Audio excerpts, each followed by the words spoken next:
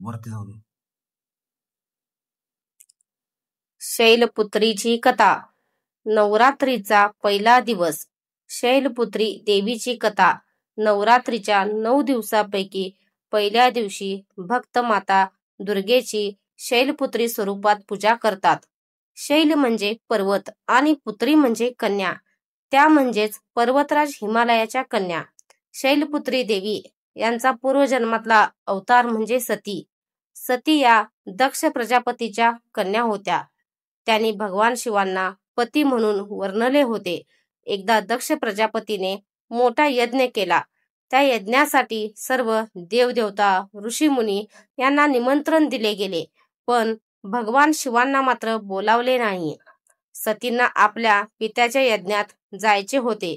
भगवान शिवांनी त्यांना सांगितले, निमंत्रण नाही, अपमान होईल, त्यामुळे तिकडे जाऊ नकोस। पण सती आग्रह धरून गेल्या। यज्ञस्थळी गेल्यावर त्यांनी पाहिले की शिवांचा उघडपणे अपमान केला जात आहे। हे दृश्य त्यांना सहन झाले नाही। त्यांचा कोप अनावर झाला आणि त्यांनी योगाग्नीने स्वतःचा देह त्यागला। भगवान शिव रागाने संतापले। त्यांनी वीरभद्राला निर्माण करून दक्षाचा यज्ञ उद्ध्वस्त केला। यानंतर सती हिमालयाच्या घरी शैलपुत्री म्हणून जन्माला आल्या। त्या बालपणापासूनच विलक्षण, तेजस्वी व दिव्य होत्या। लहान वयापासूनच त्यांना तपश्चर्येची गोडी लागली होती। मोठ्या झाल्यावर त्यांनी कठोर तप करून भगवान शिवांना पुन्हा पती म्हणून प्राप्त केले। शैलपुत्री देवीचे स्वरूप अतिशय मनमोहक आहे। त्यांच्या डाव्या हातात त्रिशूल, उजव्या हातात पांढरे कमळ असते। त्या नंदी बैलावर आरूढ असतात। त्यांच्या कपाळावर चंद्रकोर शोभते। त्यांच्या चेहऱ्यावर करुणा व तेजाचे विलक्षण मिश्रण दिसते। नवरात्रीच्या पहिल्या दिवशी शैलपुत्री देवीची पूजा केली जाते। हा दिवस अढळ श्रद्धा, स्थिर मन आणि अध्यात्माची सुरुवात यांचे प्रतीक मानला जातो।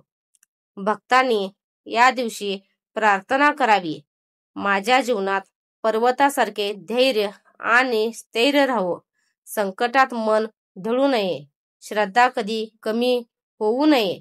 या दिवशी पूजा केल्याने साधकाला आत्मविश्वास मिळतो, जीवनात नवी ऊर्जा मिळते आणि आयुष्यातील अडथळे दूर होतात। शैलपुत्री देवी आपल्याला शिकवतात की श्रद्धा, धैर्य आणि संयम यांच्या जोरावर कोणतेही संकट पार करता येते। म्हणूनच नवरात्रीच्या पहिल्या दिवशी या देवीचे पूजन करून भक्त आपले जीवन मजबूत करण्याची प्रार्थना करतात। व्हिडिओ आवडल्यास व्हिडिओला नक्की एक लाईक करा, कमेंट करा, शेअर करा आणि सबस्क्राईब करा। धन्यवाद।